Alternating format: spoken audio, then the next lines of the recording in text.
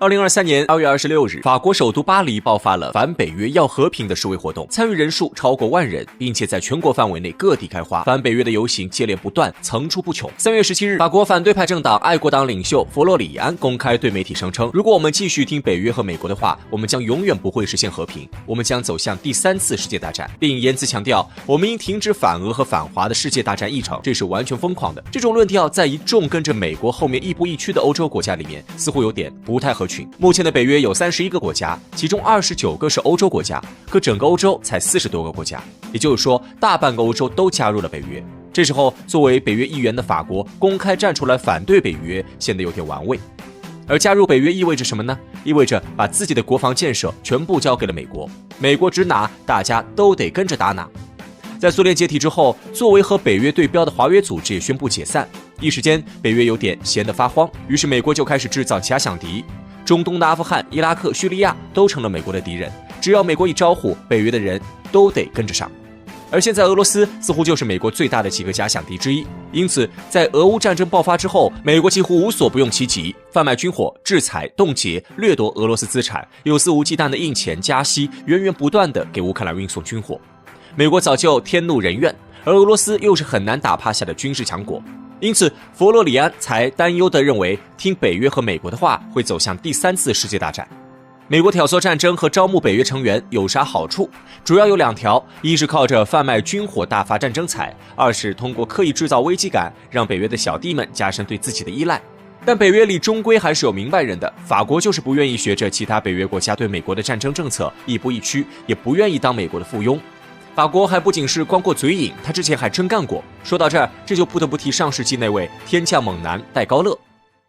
法国最出名的不是塞纳河畔左岸的咖啡，而是各种辱法笑话。比如法国3色国旗很实用，复辟皇室举左边，发生革命举右边，对外战争举中间。此外还有什么？为什么世界通用语言不是法语而是英语？因为说英语的人保障了法国人不说德语的权利。但是每当提起戴高乐在2战时的作为，大家总会肃然起敬。他和拿破仑一样，成为了禁止辱法的代名词。正是在他的带领之下，法国人成功赶走了德国侵略者。也正是由于戴高乐的坚持抗争，为法国争取到了联合国常任理事国的地位。但是在2战后成立的法兰西第4共和国中，戴高乐却因军事贷款问题遭到了排挤，最终导致其辞职下野。2战结束后，法国的殖民地国家纷纷闹独立，把法国搞得焦头烂额，被迫去寻求美国的经济和军事援助，逐渐成为美国附庸。戴高乐好不容易为法国建立起来的国际地位，此后一降再降。法国国内怨声载道，国外殖民地起义又镇压不住。就在这内外交困之际，1958年，戴高乐重回政坛，建立了法兰西第5共和国。他上台之后的第一件事就是把阿尔及利亚战争停了，允许法国的殖民地国家们独立，并且戴高乐为了重塑法国的国际地位，他做出几个震撼世人的决定。首先，他宣布建设法国独立的核力量，摆脱对美国的核依赖，并且宣布将在1960年搞出第一次实验性原子弹爆炸。这一下，美苏2大国不干了，他们一直企图实现核武器的大国垄断，为此还在1962年3月在瑞士开了一场禁止核试验的会议。但戴高乐不予理睬，该研发还是研发。1963年，肯尼迪在写给戴高乐的信中谈到，希望法国减少不必要的核试验，因为美国能够提供足够的技术条件保障。但是戴高乐看完之后搁置一旁，就当没看见。到了1968年，法国已经建立起包括陆射核导弹、核导弹潜艇、核导弹战略飞机3合1的核力量。其次，戴高乐计划退出北约军事一体化。戴高乐敏锐地意识到，跟着美国混只会丧失法国在外交上的政治话语权。要摆脱美国，最重要的就是脱离北约这个美国主导的军事联盟。1959年11月，戴高乐就曾公开在演讲中驳斥北约一体化。后来随着核武器的成功试爆，戴高乐的底气更足了，北约叫他一起去军演，他都不搭理。直到1968年，戴高乐干脆直接退出了北约军事一体化体系。第三，戴高乐还不顾美国的反对，与中华人民共和国建立了外交关系。此外，戴高乐还主动冲破冷战的高墙，与苏联领导人多次互访，并发表了联合声明。戴高乐的强硬外交作风后来被称为戴高乐主义。这一系列操作下来，把美国气得不行。他万万没想到，除了苏联之外，在欧洲竟然能碰到这么个硬茬子。正是依靠着戴高乐主义，法国成功唤醒了法国民众的大国梦。由于2战中39天就对德投降的差劲表现，人们几乎忘记了法国曾经是欧陆第1强国。当冷战格局形成之后，西欧国家几乎一边倒地向美国靠拢时，戴高乐却用独到的眼光寻求独立自主的国防建设。此后，戴高乐摒弃德法恩怨，积极推动欧洲经济联合，成为干预美苏抗衡的新一极。后来的欧共体的形成与戴高乐的努力是分不开的，不得不让人感慨戴高乐又高又硬，法国人挺直了此后坚实的脊梁。要值得注意的是，戴高乐退出的是北约军事一体化，但法国仍长期保留着北约的政治成员身份。美国开始在中东各地执行各种反恐活动，随着战争的扩大，北约各国的投入也逐渐扩大。2007年，英国首相戈登·布朗宣布将从伊拉克撤军，而紧接着就在次年，加拿大也暗示将从阿富汗撤出部分军队。美国顿感分身乏术，开始寻求法国的帮助。法国总统萨科齐借此机会跟美国谈起了条件：一是欧洲享有独立的防务建设，二是法国在北约指挥中应该处于最高级别。美国只能答应，法国这才出兵阿富汗战争。2009年2月，法国如愿获得了北约盟军转型司令部司令的职位，并接管了弗吉尼亚州的北约盟军转型司令部。3月，法国宣布重返北约军事一体化系统。在利比亚战场上，法国打响了第一枪，并投入了30架飞机和17艘军舰，海上投入力量高居盟军第一，并且利用电子科技成功搜集到了大量利比亚情报。可以说，在利比亚战争中，法军出尽了风头，让人们重新看到了曾经欧陆第一强国的军事实力。这就是萨科齐想看到的：退出北约军事一体化是为了重建法国的大国地位，而回归北约军事一体化也是为了法国的大国地位，实现法国的大国梦。2017年，法国迎来了他们的新总统马克龙，而美国则迎来了我们的老朋友特朗普。特朗普一上台就开始声称美国优先，大搞保护主义。2018年3月，特朗普对欧盟的钢铝加征关税就是其典型的代表。而面对特朗普的咄咄逼人，马克龙也不惯着，公开对特朗普表示抗议，威胁要将特朗普排除在 G7 领导人联合声明之外。法国财政部长还威胁着要对美国展开贸易战。法国的反制措施也很强硬，在2019年，法国提出了针对30家大型互联网公司加征数字税的提案，而这些互联网公司大多都是美国的。尽管美国疯狂抗议，但该提案还是通过了。2018年5月，特朗普单方面撕毁了伊核协议，并宣布对伊朗进行经济制裁。特朗普突如其来的决定破坏了好不容易才安定下来的中东局势。就在此时，法国公开对美国的行为提出了抗议，随后与除美国外的其他国家一起跟伊朗开了部长级会议，商讨维护伊核协定的相关事宜，并且主动找到伊朗，表示愿意提供援助。2019年8月，马克龙在外交使节会议上呼吁西方国家反思与俄罗斯的关系，避免困在美国与俄罗斯的战略斗争之中。马克龙认为，欧洲配合美国孤立遏制俄罗斯，或许是21世纪欧洲犯下的最大战略性错误。2020年，特朗普污蔑中国利用华为进行数据窃取活动，施压法国要求其加入对华为的打压。马克龙在多次反复摇摆之后，还是决定相信华为，宣布不排除任何公司参与法国 5G 网络建设，包括华为。马克龙的做法让人们看到了法国敢于担当责任的大国形象，也让人们看到了美国的自私。拜登上台之后，马克龙本以为走了一个疯子，上来了一个正常人，结果这拜登不像特朗普那样光明正大的找麻烦，而是背地里玩阴的。2021年9月，美国、英国找到了澳大利亚，希望澳大利亚把此前与法国签订的那个价值365亿美元的核潜艇订单截胡给他俩，价格好商量。澳大利亚也是个墙头草，当即抛弃了此前的承诺，单方面终止了与法国的核潜艇订单。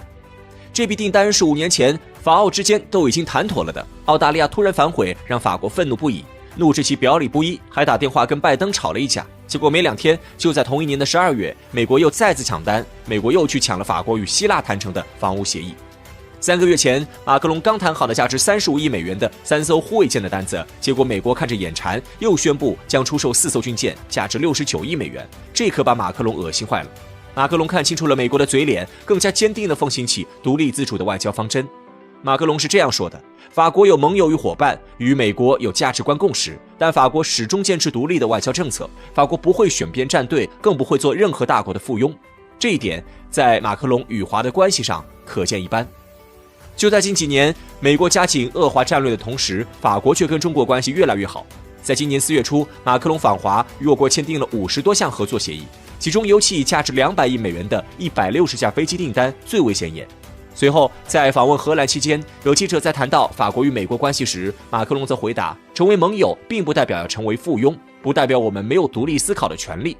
4月11日，《华尔街日报》上则刊登了这样一条消息：马克龙称自己是21世纪的戴高乐，要将欧洲与美国拉开距离。那个熟悉的对美强硬的戴高乐主义好像又回来了。戴高乐主义对法国的影响一直是很深的，他们反对美国搞霸权主义，不甘心当任何国家的附庸。在21世纪，法国相较于旧有的法国的大国梦之外，多了几分大国担当。这一点不仅体现在马克龙身上，还体现在法国的其他政党上。2022年4月，法国反对党国民联盟领袖玛丽娜·勒庞表示支持北约与俄建立密切关系，甚至称如果他当选总统，法国将再次退出北约军事一体化。法国对美的态度反映了世界多极化的必然趋势，任何拉帮结派排挤他国的单边主义做派都是不得人心的，独立自主的外交才是真正的大国外交。美国将中国视作威胁已经是一个公开的事实了。这些年来，中国也早就已经习惯了接受美国这样的敌视。有一些美国网民对此却并不理解，在美国的某问答网站上，一些美国网民便发出了提问：为什么美国如此害怕中国的崛起，却不害怕日本、印度这样的国家？那么，美国为什么会如此害怕中国的崛起呢？中国又会如何应对美国的打压与封锁呢？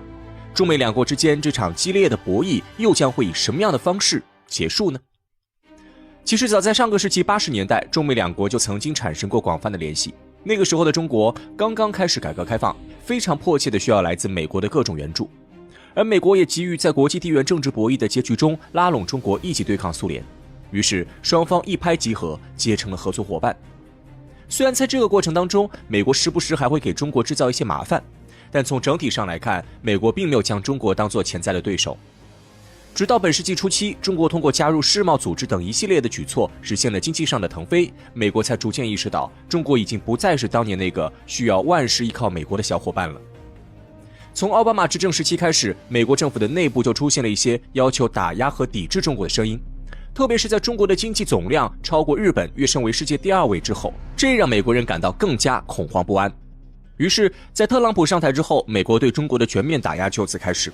美国不仅全力限制中国的芯片技术发展，同时也通过加征高额关税的方式，禁止中国的产品直接输入美国。以美国的技术和经济优势，他们的确在中美贸易战爆发之初，给中国的企业和金融机构造成了不小的压力。但很快，中国人就找到了在这场博弈当中生存下去的方法。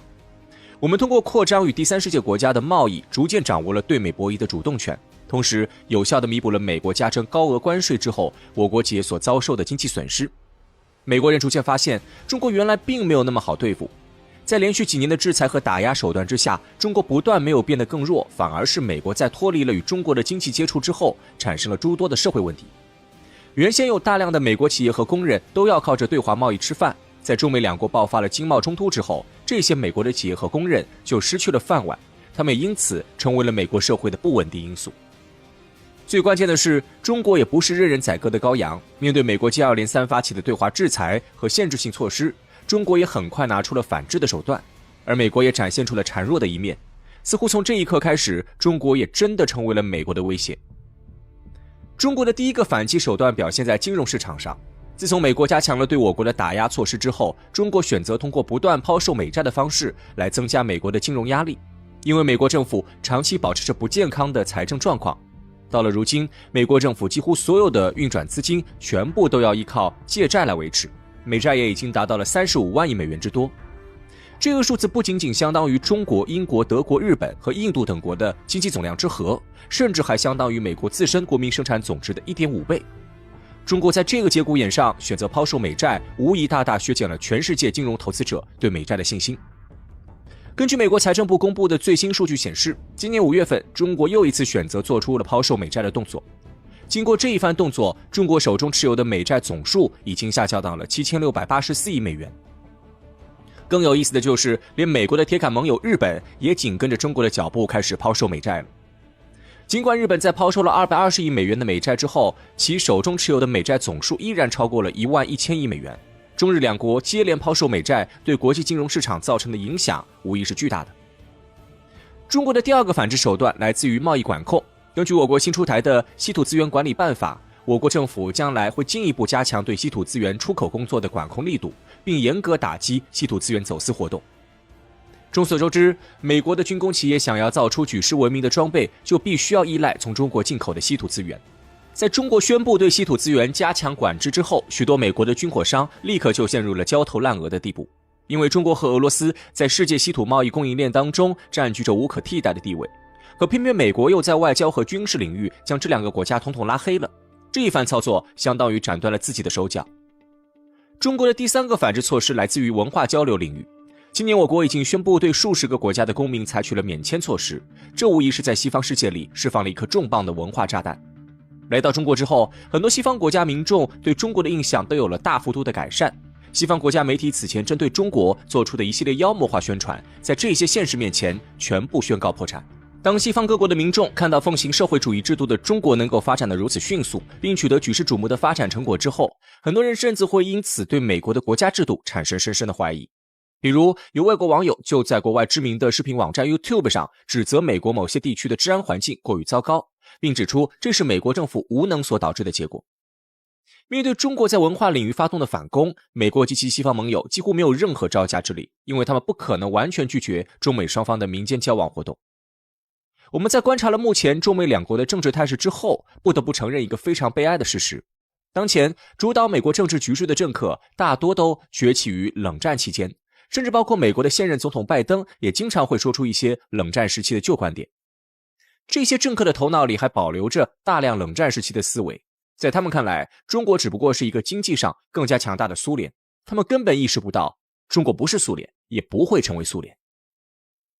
苏联在上个世纪与美国进行了数十年的争霸博弈，但中国所做的这一切并不是为了同美国竞争，而是想让全世界的每一个国家都拥有平等发展的权利。中国虽然和苏联一样奉行着社会主义的制度，但中国推行的并不是像苏联那样的霸权主义外交策略。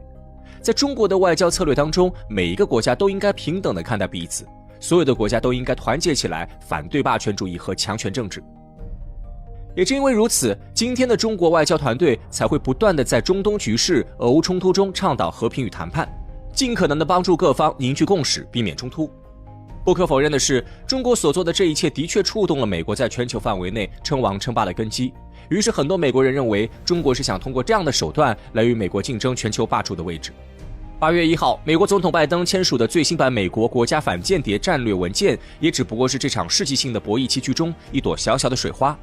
它改变不了美国在这场博弈当中的颓势，改变不了全世界人民追求独立自主的决心。从某种程度上来说，中国只是对当前的世界局势起到了一定的推动作用。中国的出现绝不是一种偶然的国际政治现象，未来的世界一定会出现越来越多要求为第三世界国家争取权益的声音。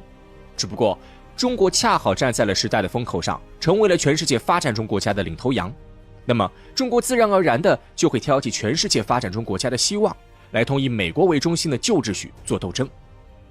放眼当今的世界，只有中国在全心全意地推动全人类的发展，也只有中国才拥有完全颠覆旧世界秩序的能力和魄力。